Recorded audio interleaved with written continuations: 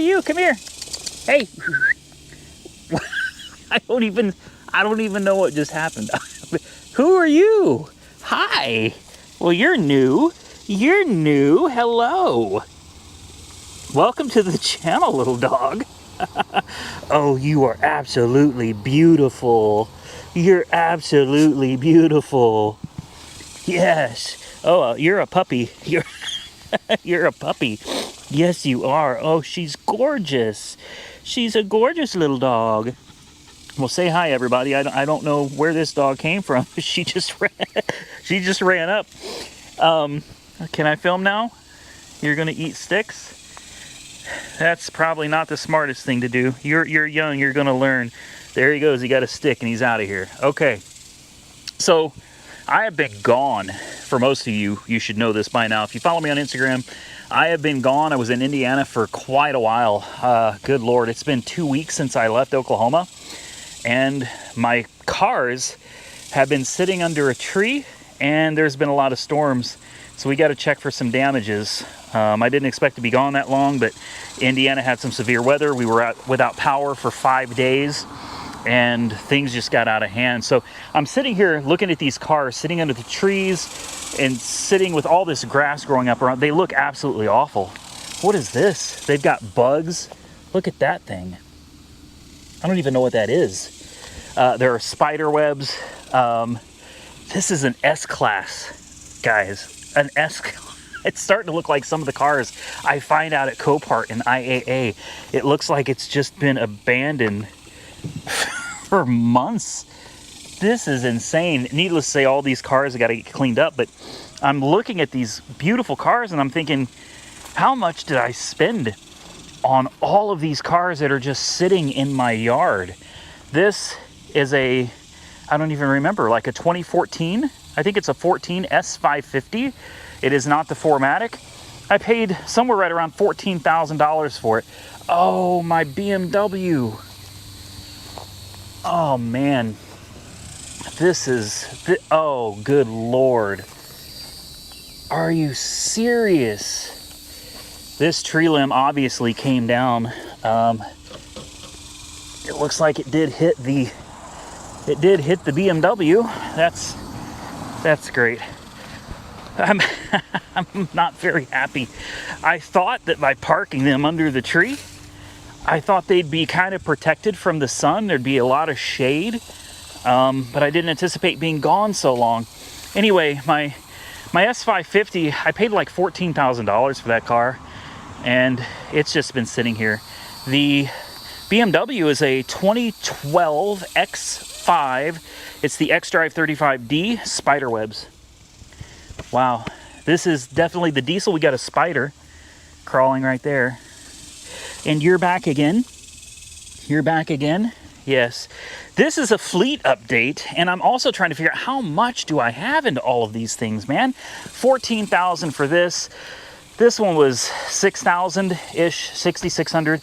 This one was $4,000. This is my 2009 Maserati Quattroporte S, and it's got the wrong front end on it. And this one did really well on the channel. So did the S-Class. The S-Class did exceptionally well. The Maserati's done very well, and surprisingly, the E550 over here did really well also. But this thing I got for super cheap, $4,000, guys. And it took a little bit of work, but we really didn't spend any money on it. We got this thing running and driving. I spent $550 on a new X-pipe to give it a nice sounding exhaust, and that's it. Let's move over to the E550. This one is a 2014 E550. I paid $14,000 for this one as well. God, the spider webs are and it's going between the cars right on over here to the mirror. This is shameful, is it not? This is not good. This is not good.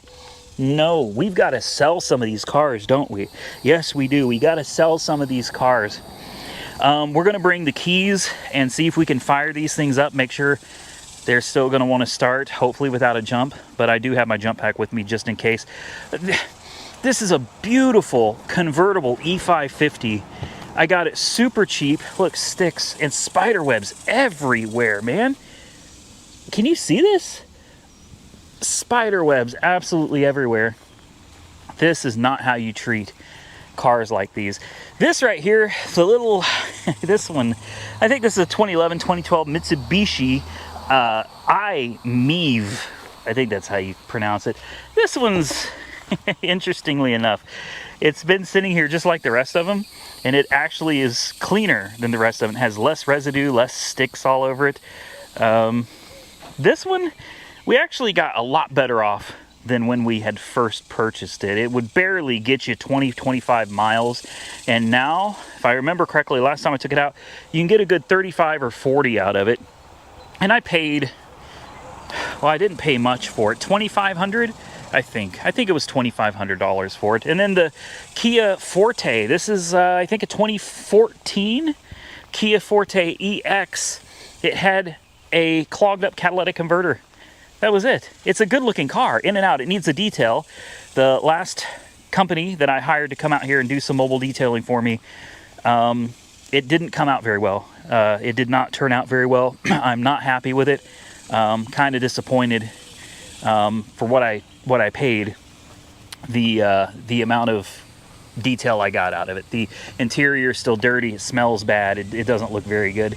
But this one only had a clogged catalytic converter. We literally spent no money on this car, other than I think I did put a set of spark plugs in it because it's got like 110,000 miles on it. But this car I actually got for super cheap also.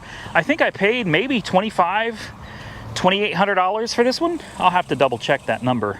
I just checked and it was actually $2,000. It came out to right at $2,500 out the door for a great little car that should easily be worth, I'm talking an easy $6,000. All right, well, let's continue on into my shop because I've got another vehicle sitting in there. It's the only one I didn't leave out here. And when you guys see it, you'll understand why it is not sitting out here under these trees. The Ram 3500 is sitting out here. I just got my tags done today. And you're just gonna follow me around? You're welcome to, I don't mind. Yeah, come on, you can go with me. Cost me $3,000 to tag my pickup truck. That was a little more than I had anticipated. This yard has really grown up. I've got so much work to do now that I'm back. Let's go in the shop. Oh, it feels nice in here. Come on in. Yeah, you're welcome. I don't know who you are, but you're welcome. Mi casa, su casa. All right, that one right there. Yes, my beautiful 1940 Chevy. Poor thing's, it's okay. You don't have to be scared. She's a little sketched out, I guess. She doesn't seem to just trust anybody. She's a cute dog though. Got the Harley Davidson over there, but the 1940 Chevy Master Sedan. It's a Master 85. And I left this one in the garage because I just couldn't leave it sitting outside for something to happen to it. Right? This dog understands. You understand completely, don't you? Yes, you do. It's okay. Oh, don't be scared. Don't be scared. There's nobody here gonna hurt you, little one. No, nobody here is gonna hurt you. I do have my tag on. I was wondering where that tag went. I'm short a license plate. Now we know where it's at. But here she is. God, I want to drive this home. Oh, oh, spider webs again. That's nice. Where's the key? The key is not even in it.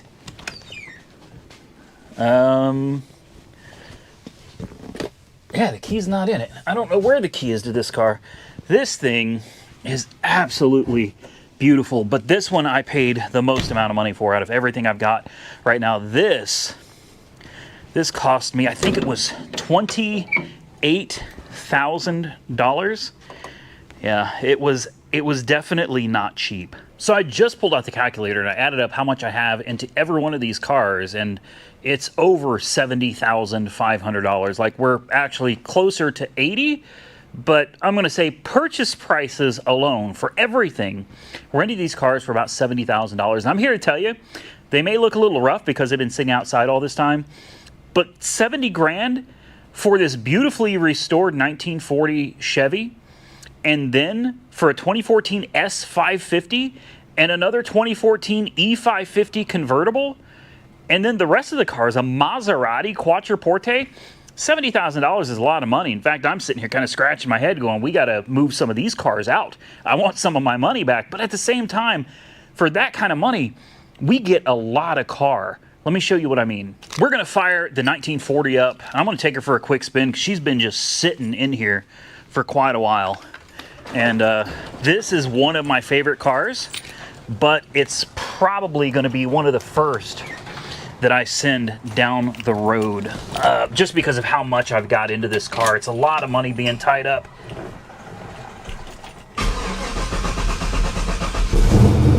There it is.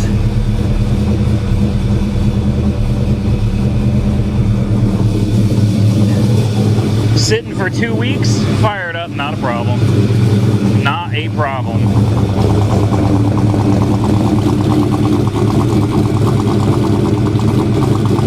Okay, I don't want to get rid of this. Oh man, what a car.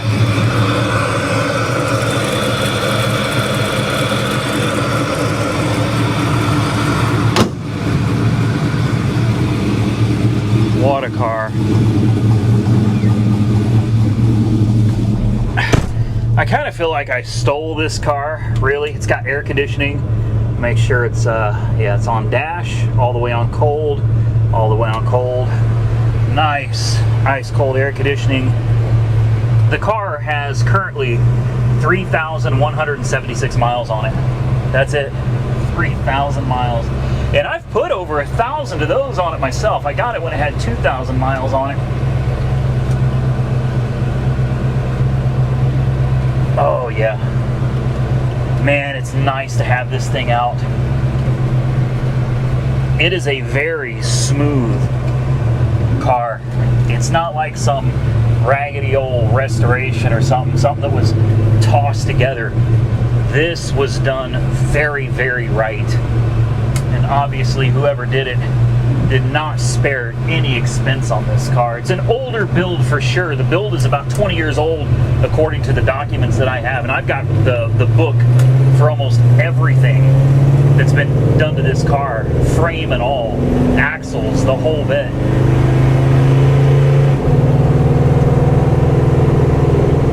Listen to that. Nice straight steering wheel. Smooth as butter. This thing loves to go out and eat the miles, guys.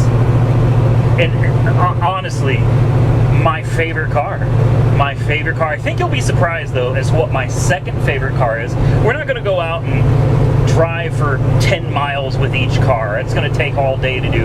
I just want to get them each out on the road, bring them back home, make sure they're all still running and driving appropriately, because, as I said earlier, we've got to let some of these go. I'm really torn on which ones I want to sell and which ones I want to keep. This car has a $9,000 engine made by Edelbrock. It's a 410 horsepower engine, and then it has an Edelbrock ProFlow 1 multi-port fuel injection kit that added several thousand more dollars to it. A Mustang 2 front end, a Ford 9-inch rear end with positive traction. It's got a, bow ties and overdrives, I think is the name of the transmission. It's a stage 2 transmission, 700 R4, so yes, it's overdrive. It's got vintage air conditioning. You know, that stuff right there is a good $3,000 to $5,000 as well. There is and then the paint job, oh my God. Don't forget the Porsche seats on the interior, all the custom work on this car. This thing it should be worth an absolute fortune. I've just got so much money tied up in it. I don't want to sell it, but at the same time, I'd like to have some of my money back. So we're gonna bring her back to the shop. This is why I come out here and I do this. It's really not for video content. Video content is great, obviously, but I've got to decide what cars to hang on to and what cars to send on down the road. And the only way I can decide which ones to keep and which ones to sell is by coming out here and just driving them. It's really not as easy of a decision as you might think it is to pick and choose which cars to sell. I mean, we've got power locks, power everything. It's got a banging stereo with a sub hidden back in the trunk. It is an absolute joy to drive. And I for one, I don't want to see this car go. But when you've got 30 grand tied up into something, it makes it the number one choice to send down the road. And if I do decide to sell it, I would not take less than $30,000 for the car. There's no way in hell I'd take less than that. I've gone through and done suspension work. We got a fresh alignment on it. We changed the oil in the oil filter. We've got the ProFlow tuned properly. We've got the vacuum leaks fixed. Everything is perfect on this. It doesn't leak a drop of anything. It's 20 years old, a 20-year-old build, but everything underneath is like brand new. The other problem that I have with that car is it is so nice and so old. I mean, at the bones of it, it's a 1940 Chevrolet, and that makes it something that, even though I love driving it and it gets attention everywhere you go, I don't like driving it because I'm absolutely terrified that somebody's going to do something stupid, sideswipe it, rear end it, ding, dent it, whatever the case may be. I don't want that car getting damaged. It's a 20-year-old restoration survivor. The last thing I want is for something to happen to it. I would feel like absolute crap. I almost rather just keep it in the garage where I know it's safe, but at the same time, why have 30 grand invested into something that's just going to sit in a garage to look pretty? And nobody's even here to enjoy it. All right, let's pick a key. I think we're gonna start with, there it is, the Kia. Let's see if the Kia wants to run. How many of you are just dying that I've got keys and booster packs and everything? Look at the Mercedes Star, look at that. You can't make this up. I had no idea that 2 weeks being gone could make everything look like this. We're gonna make sure this car still wants to run. Golly, just the amount of debris all over these cars. It's crazy. What is this? A bee? A horsefly. Ooh. Uh-oh. There we go. It's got power. I thought maybe it had died. I wouldn't be surprised one bit if there's any snakes underneath these cars. They've provided good shade for quite a while. Ha, fired right up.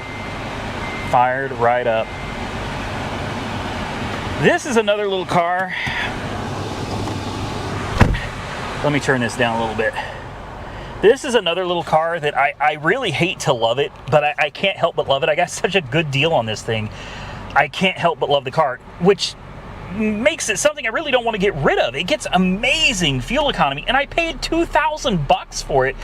It just had a clogged up catalytic converter. So let's see if we can get it out of here. It's very wet back here, and the cars have kind of sank into the ground a little bit.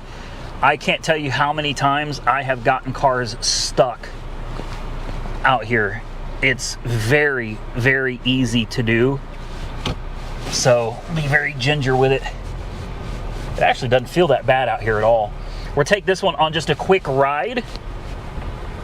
Perfect. We should be able to get all these cars out of here and take them for a short ride. This one, as many of you know by now, when we got it, it was not running well at all. It was in very, very bad shape, and it turned out to just be a clogged catalytic converter. Once we took care of that, perfect. We put new spark plugs in it, and as you can see,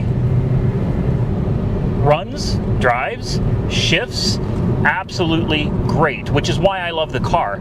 A lot of you do not like Kias and Hyundais, but I'm here to tell you I absolutely love Kias and Hyundais. They're not perfect, no car is, but when you're talking about something cheap, something economical, something that you can own long term, and it's not going to cost you an arm and a leg, at the end of the day, guys, I don't care how cheap of a car you've got. I don't care if it's a $500 beater you found on Facebook Marketplace. I don't care if you spent $200,000 on a Maybach, whatever Bach. At the end of the day, a car is a car. There's different levels, there's different tiers, and obviously some are much nicer and have much more features than others do. And at the end of the day, all cars have a purpose. That purpose is to get you from one place to another.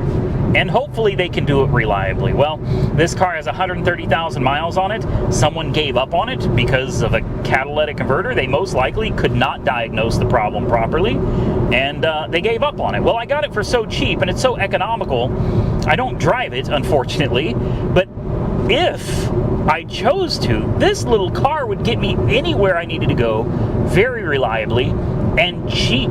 It's hard to beat a car that gets excellent fuel economy like this for $2,000. It's a clean title, running and driving car with decent paint, decent body, decent interior. You got XM radio, nice cold air conditioning. Steering wheel is straight as an arrow. Forgive me, guys, this road is kind of wonky, but I mean, it is a straight steering wheel.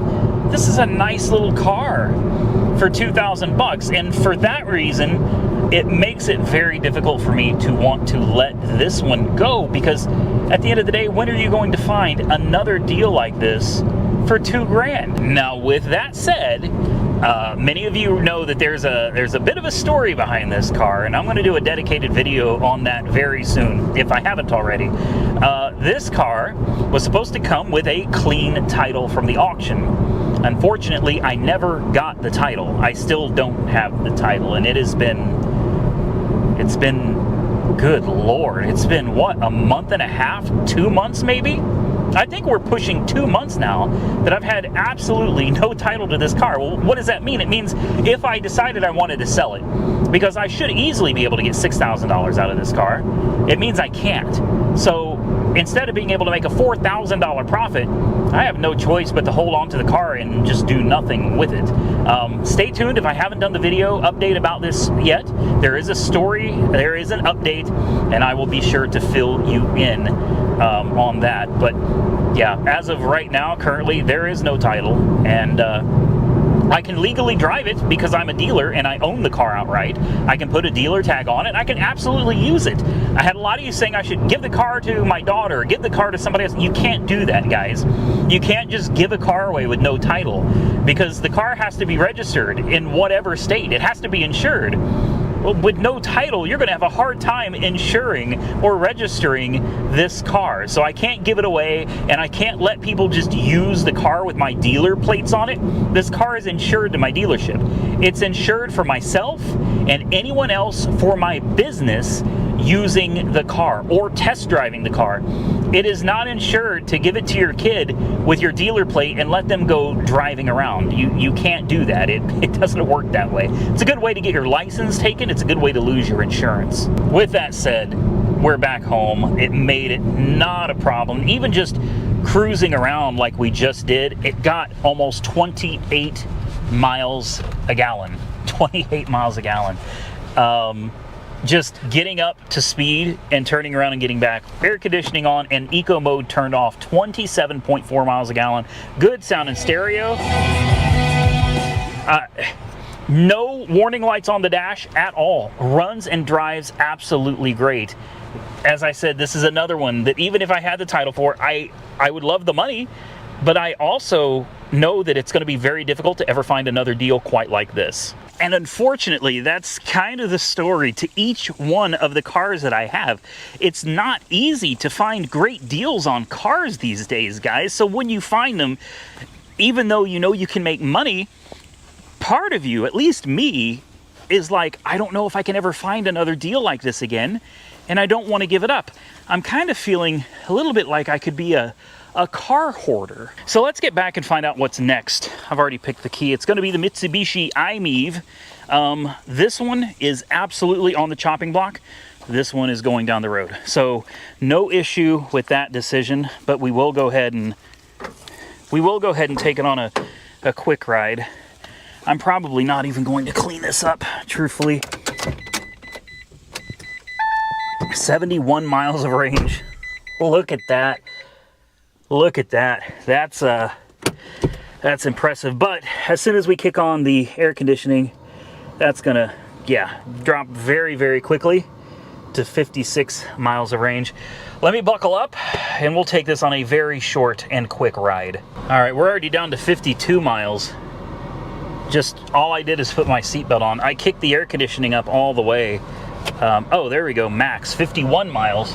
It's hot out here, guys. I'm not even kidding. Like, it is super hot.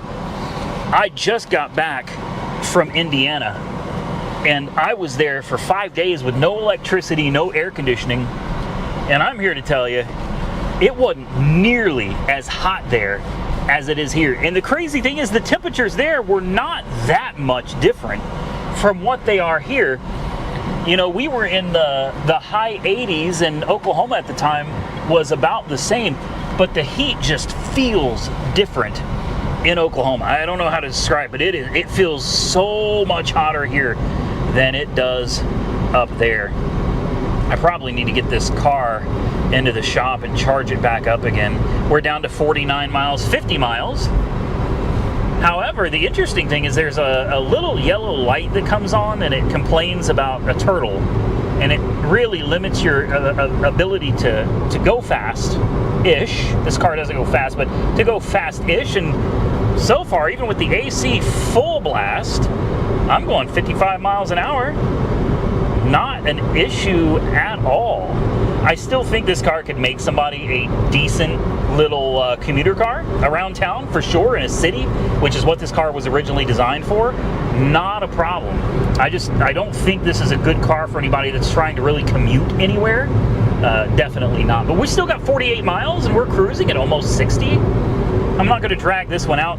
This one is absolutely going up for sale, and I don't know what to expect out of it, but if I could get $2,500 out of this car, I would be fine with that. I would be absolutely happy and content just getting my money back on this car. At the end of the day, when I got it, you could barely go 20 miles, and now you could do almost double that with the air conditioning and going almost 60 miles an hour. Well, I'll be honest with you guys, I'm kind of impressed. The range is still sitting at 61 miles. I turned off the air conditioner, but we're still sitting at 61 miles. I'm just going 48, 47 miles an hour.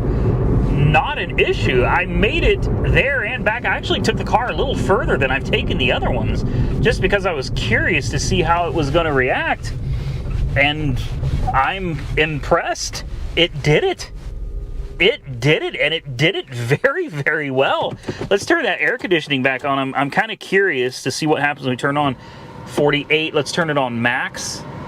46, 45 with the air conditioning on. Guys, I put 6 miles on it. So that is very impressive. And of course, if you turn off the AC, it goes back up to 61 miles. This car has never done this good before. It figures. I finally decided, you know, I'm going to sell this thing and let it go, and that's when it wants to start working right. I don't know. Anyway, this car is definitely going on the chopping block. It's like I've got my own auction walk around out here, and I thoroughly enjoy it. Let's see what car is next. We're going to do, oh yeah, this is the little key fob for the iMiEV. I forgot all about this. I figured out how to work it. It's been a while though. I put a fresh battery in it, and it does work. I don't know if you can see it. It's kind of bright out here, and this screen is kind of dim, but there it is. It shows the battery charge. Can you even see that? Anyway, you can cycle the climate control on and off, and you can set when you want it to charge, how long you want it to charge, things of that nature with this. So kind of cool for, you know, old technology that it is. But yeah, there it is, and it does work. And of course, this is going with the car along with the second key. Next, I think this is the E550. Yeah, the E550. Another one of my absolutely favorite cars, and it's got power. I can't believe that. A Mercedes that sat for 2 weeks and well, it hasn't fired up yet, but it's got power still. Let's climb in here. I absolutely love this car.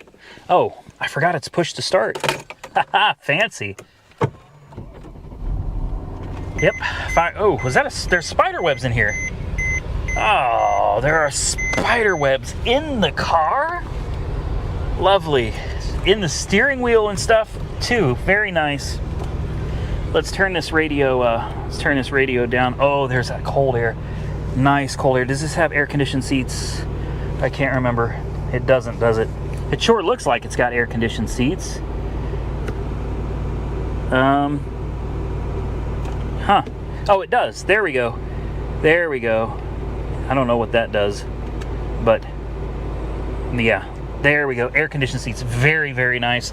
Let's turn eco mode off on this one. I don't even remember how to do it. There's a button over here. No? It's been so long since I've driven the damn thing, I forgot how to work it. I couldn't leave the thing in eco mode, so I found the button. It's right there. Forgive me, guys. I've got quite a few cars, and it really is hard to remember all the little quirks and features of each of them.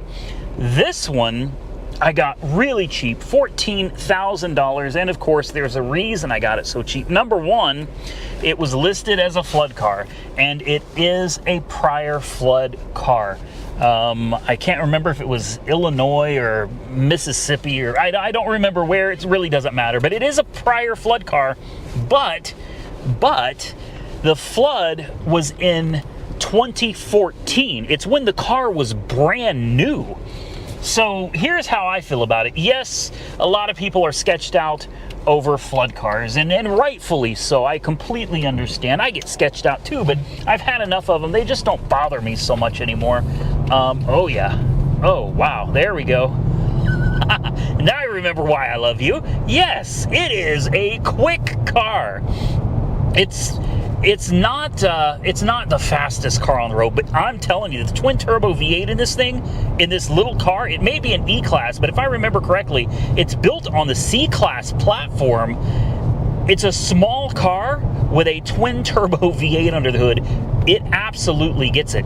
Anyway, the car was flooded in 2014. According to what I found, it was a fresh water flood, not salt water, in 2014. Well, here we are in 2023, and the car is still running and driving absolutely fine. So the flood title obviously affects the value, but with that said, it's only got 72,000 miles on the odometer. There are no warning lights on the dash at all. Everything in this car works as it should. Well, there was one thing that didn't work when I got the car, and that contributed to my ability to get the thing for $14,000. And that was, it was listed as the convertible top malfunctioning. The convertible top did not work. Well, if you saw the video, and the video of this car did really, really well, the convertible top was not broken. There's a little, I'll show you here in just a second. I'll pull off the road and I'll show you, because we're going to drop the top in this. The convertible top has a little storage compartment in the trunk, and it can be folded up or down depending on what you're doing. If you fold it up, you can fit a lot more stuff in the trunk, but you can't drop the top. If you fold it down, you lose cargo space in the trunk, but you can drop the top. Well, somebody had it folded up for storage, and I guess the previous dealer had no idea that you just reach in there and pull it down and get the top to work. And to be fair, I didn't know that either. Okay, I was reaching out to Mercedes John. He works for Mercedes-Benz out here. I was reaching out to him. I was reaching out to anybody I could, trying to figure out, you know, is there some trick to getting the top to work? I thought something was missing. Well, nothing was missing.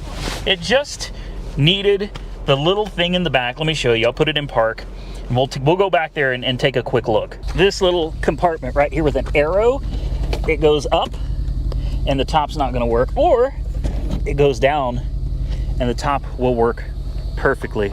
It is a beautiful little car that runs out strong. I love this thing. I don't know why I stopped driving it. I got too many cars. I drove it for a while, and then I parked it, and I just haven't been back. And now that I am, I've got the title for this one in hand. I've got the title for the iMiEV in hand as well, and I've got the title for the S550 on me as well. So I can absolutely get rid of these if I want to. Is it this way? No, it's the other way. Let's watch this top do its magic here. I gotta drive it with the top down. I have to. It is a little hot today. It's right around 100 degrees. There we go. That's all it was. It required absolutely no money to fix. All I had to do was push a little storage compartment back up, and we have a drop top. Your little convertible top buttons are hidden under this door right here. And oh, we got low tire warning, 33, 33, 32, and 25 on the passenger right. So I'll definitely need to check the air in those tires. Full tank of gas, and now we've got the top down. We can really enjoy this car. All right, let's get back. Whoa.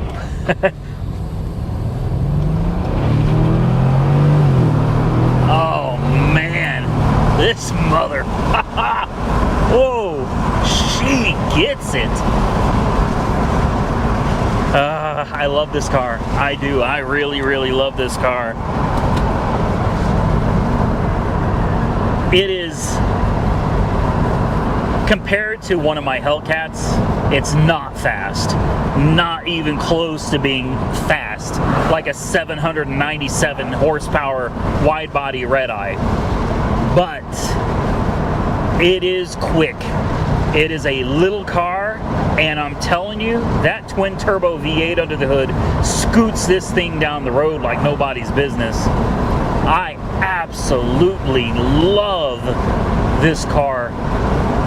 Unfortunately, I think I'm gonna go ahead and sell it. I've got several people that have emailed me very interested in this vehicle. And I don't want to let it go, but at the same time, it's $14,000 or so. I'm sure I can sell it for, I guarantee you, I can sell this car for more than 14 grand.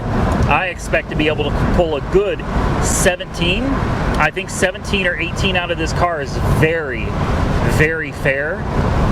And the best part is, other than cleaning it up, I haven't had to do anything to it. And speaking of cleaning it up, that's something we're going to have to do to this car before I can get rid of it, because it is extremely dirty. But as you can see on the dash there, there's nothing. You know, nothing at all. No warning lights. We can slow down real quick. Let's slow down. I'm just going to kind of give her the beans real fast. All right, we're at a complete stop. Hear the tire screech, and there they go again. Oh man. Oh, another great little car. Really great little car. And just like I've said with the rest of them, it's one of those, it's such a good deal. I got such a good deal on this car. It's hard to sell it because I know I'm probably not going to find another Mercedes like this that is this fun and a convertible this good looking for this cheap, that runs and drives like it's supposed to. It's probably never going to happen again. And then there were three. Boy, this is getting hard. Because these are some great cars. Here's the Maserati. This car also just blew up on the channel. Several of my cars that I picked out have done really well. The E550 has done really well. The Quattroporte has done really well. The S550 has done absolutely phenomenal on the channel. Even, to my surprise, the little diesel X5 that needed some work. For what it is, I mean, it didn't, this car did not hit 100,000 views, but it got close. I think it hit around 70,000 views. Not bad at all. The S550 though, that one, man, each video is just hitting 100+ thousand. I think the first or second video on it, where it actually threw check engine lights, that video hit like 180,000 views. The first video did like 130, 140,000 views. It's just, this one just keeps producing. Same thing with the Maserati, it just keeps producing. Oh, you know what? This one's gonna have a flat. I keep forgetting that the back tire on this goes flat after a while. Yeah, is it? Actually, I think we can at least get it over to the truck. I've got a I've got an air compressor back there. If it's not flat, it's definitely low. It's still got power. No kidding. This one is also kind of a favorite of mine. Oh, listen to that.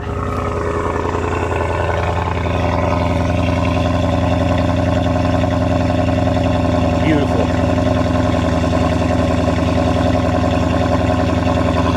Beautiful. This is not the 4.2. This is the 4.7. And this engine is actually used in Ferraris. I mean, I know everybody's like, oh, Maserati's a Ferrari. And then everybody's like, oh, wait a minute. No, it's not. It's a Chrysler. It's a Fiat. It's a Mopar.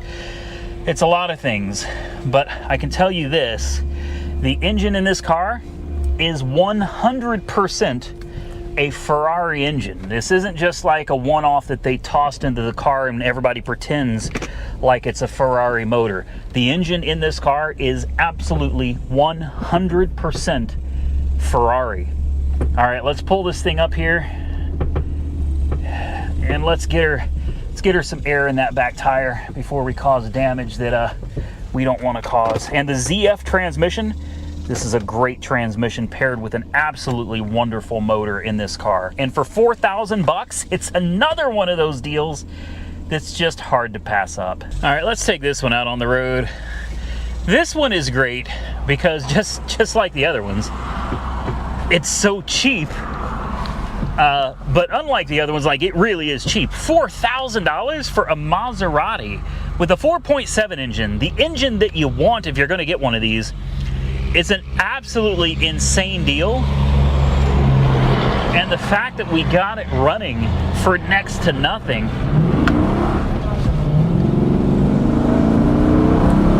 Oh, yes. Yeah. Oh.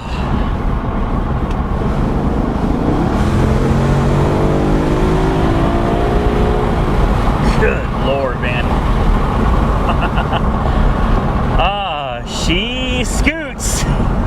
She definitely gets down the road, man. She'll get out of her own way. No problem at all. Suspension up front's a little questionable. We do have, what was it? I think one tie rod. One inner tie rod is bad. Upper control arms. It also needs front struts. The MSP, which is, I guess, the stability program, does not function. Or maybe that's the suspension program. I don't know. But either way, it doesn't work. Headlights also don't work. The headlights on this car are off of the wrong car. So is the front bumper. The bumper and the headlights are off of a older Maserati. Therefore, nothing is working up there because it's all wrong for this car. Somebody went cheap and they threw the cheapest parts they could find on it so that they could probably sell it through the auction, which they did to me. I'm not upset about it though. I found a bumper for it that I need. It's in Florida. I would have to go get it. The bumper is $800. The brakes work great, by the way. I mean, the brakes are phenomenal. Oops. Yeah. See? Oh, man. This is what I love about this car, is you could take this car out and just abuse the living hell out of it. And you don't have to care. The car doesn't care. The car loves it. This car enjoys taking a beating. It really does. What's the worst thing that's going to happen? It's going to blow up? It was a $4,000 car. Have some fun with it. EBD failure. Go to dealer. You know, there you go. It's got the brake light just came on. Maybe it's low on brake fluid. I'm not sure.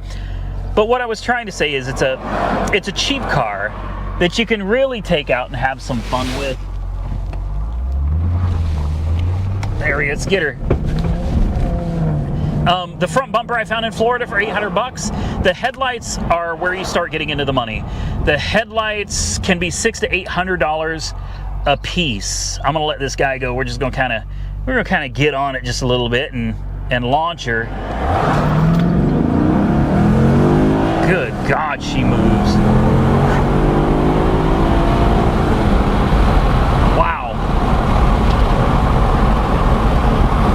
What a great little car.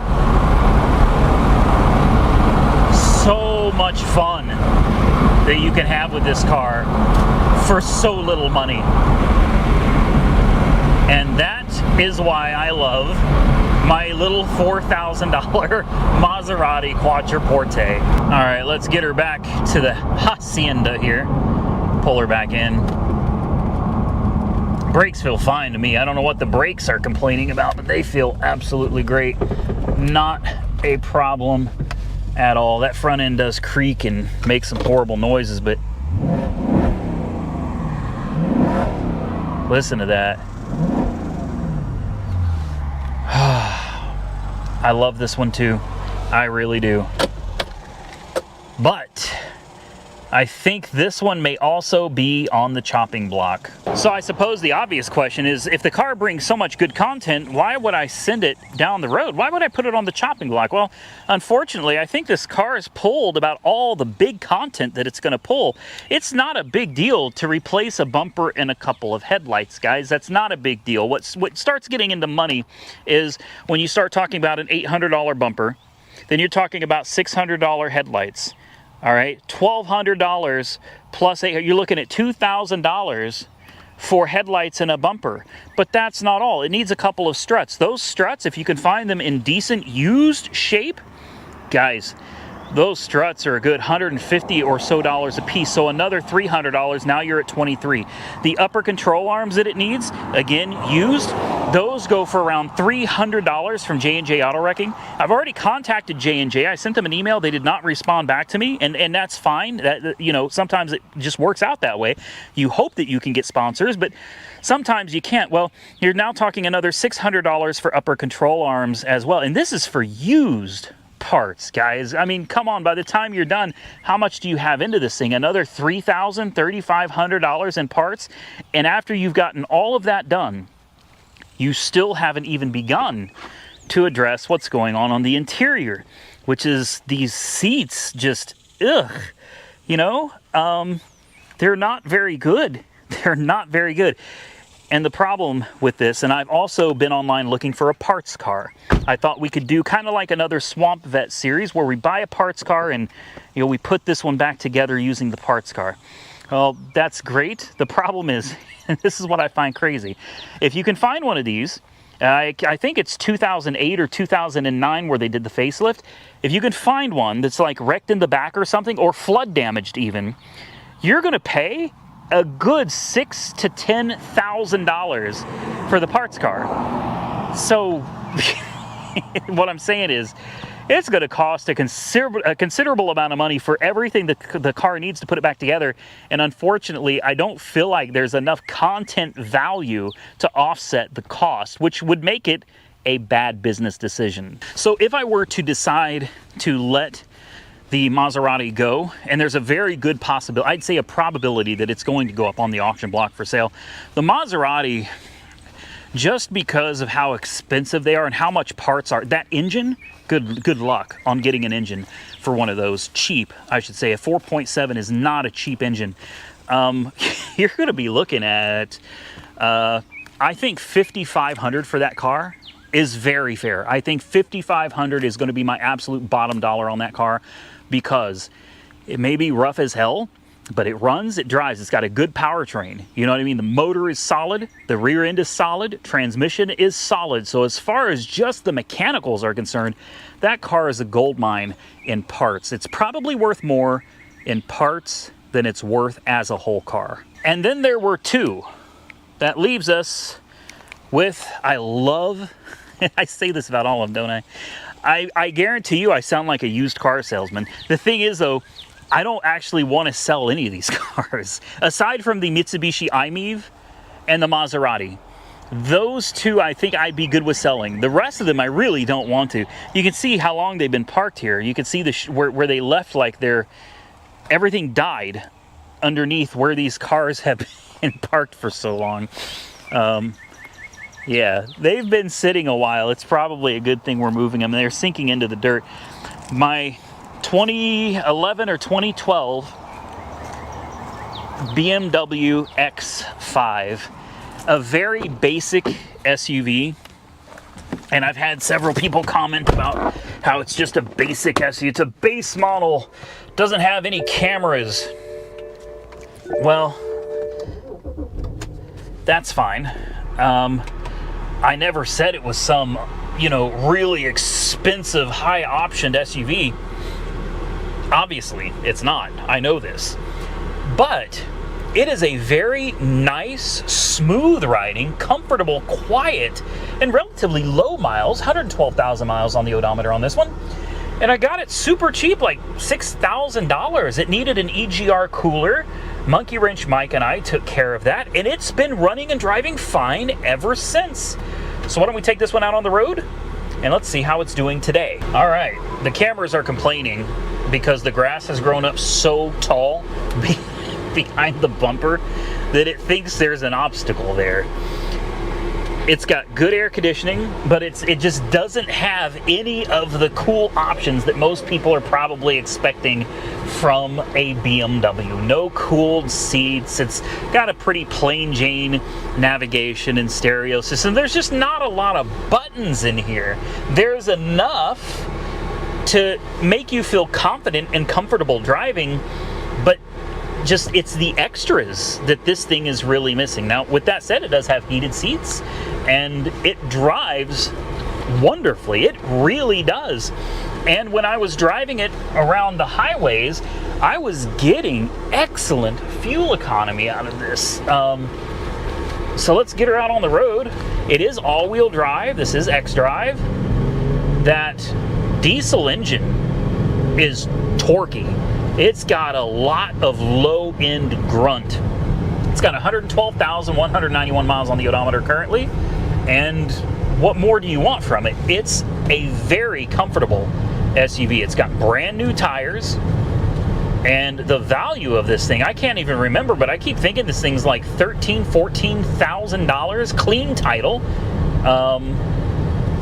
It's got some crap in the windshield wiper. There we go. Fixed. Not a problem. Cruise control works. There are no warning lights on the dash on this one. This is another one that I really enjoy. I drove it. I took it home. I do this with all of them. I took it home and I drove it for a while. The panoramic sunroof works. All of the windows function like they're supposed to. Power seats. Everything functions in this. It doesn't leak a drop of anything at all. It's a great all-around SUV. It's just not super fancy. It looks good. Definitely has some really aggressive styling. The all-wheel drive is really nice to have. The diesel is excellent because they tend to last a long, long time. This particular engine is one of the best engines that BMW's ever made, according to a lot of BMW forums.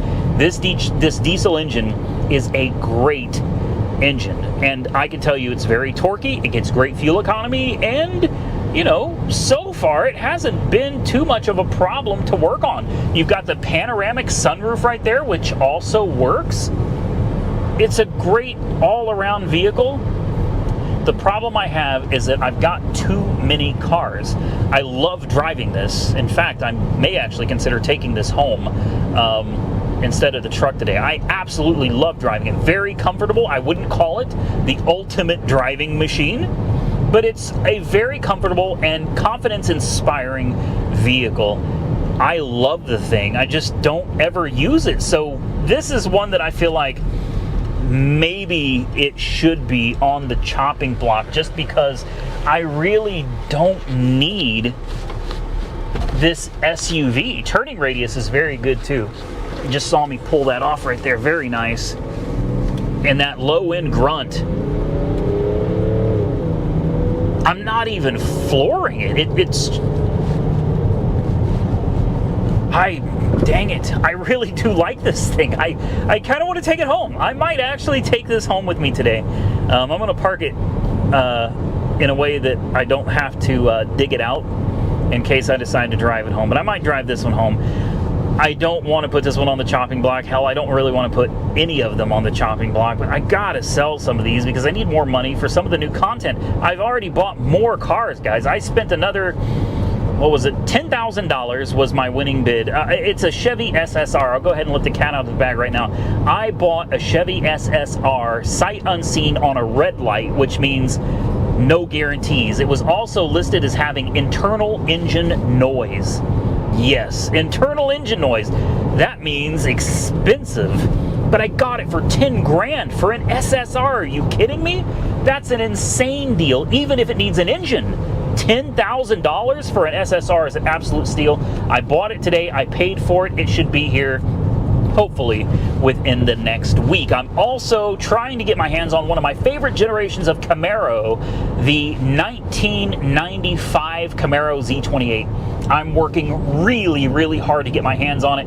They want 7 grand for it. I'm sitting more at about 63, 65 tops, and we just can't seem to agree over that last 500 bucks.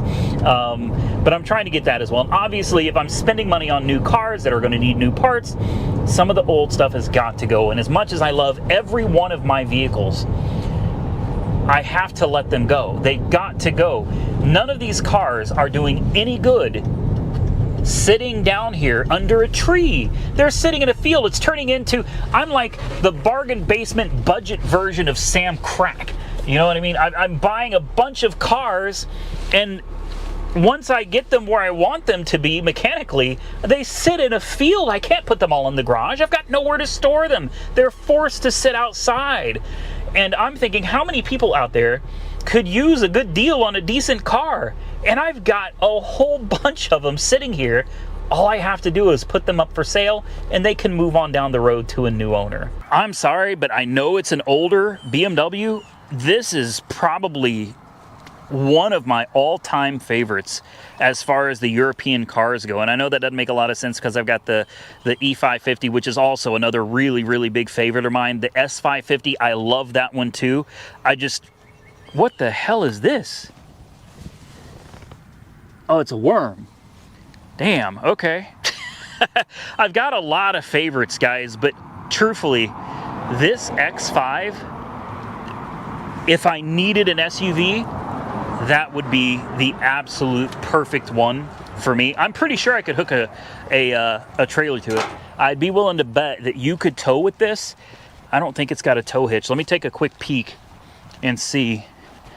If not, you can always get a tow package installed, I'm sure. No, there's no tow hitch on this. It'd be nice if it had one, though. Great SUV, guys. Like I said, I love the cars, but I can't keep them all. And then there was one. The S550 W221. I brought, what the hell was that? Whew, okay. Bingo. I brought all the keys today, guys. Oh, there's spider webs all over this thing. This car, absolutely beautiful. Inside and out. I just said that, didn't I? I know I sound like a used car salesman here, and I suppose there's nothing I can do about it because it's the truth. I love these cars. This one, the BMW, clean title. This one, also clean title. And this is one of the things that really frustrates me about this one. It's got the pre-safe functions, lane keep assist, all of that crap. It works 50% of the time, and 50% of the time it does not work. So half the time you'll start the car and it's going to say lane keeping assist failed or whatever, and all of that other, the other little yellow warning light there for lane departure warning or whatever. And the other 50% of the time it starts up just fine with no warning lights on the dash at all. Well, I say that, but there is that little check engine light that is still on. Unfortunately, yeah, the check engine light is still on. We do have our air-conditioned seats. We'll crank those up. Let me get some of this stuff put into the car, and we'll take this one for a drive, and then we are done. Now, this car runs and drives absolutely perfect. In fact, let me show you something real quick. I have turned on Sirius XM. I've got it activated on my account. Why we're listening to Barbie Girl, I don't know. That's got to be something for Mike. I Spice, and you've got one called Barbie World, which kind of Barbie World interprets that. Okay, we're not going to listen to that. It's got to have something to do with Mike's Barbie Jeep. But anyway, 182,000 miles on the dash on this one. Clean title, check engine light is on, and it's for one stupid code that I couldn't get to go away. In all fairness, I haven't come back to it. I wanted to, I meant to, but I just never did. The code is for a cam sensor that I guess is out of sync according to it. Cam sensor correlation.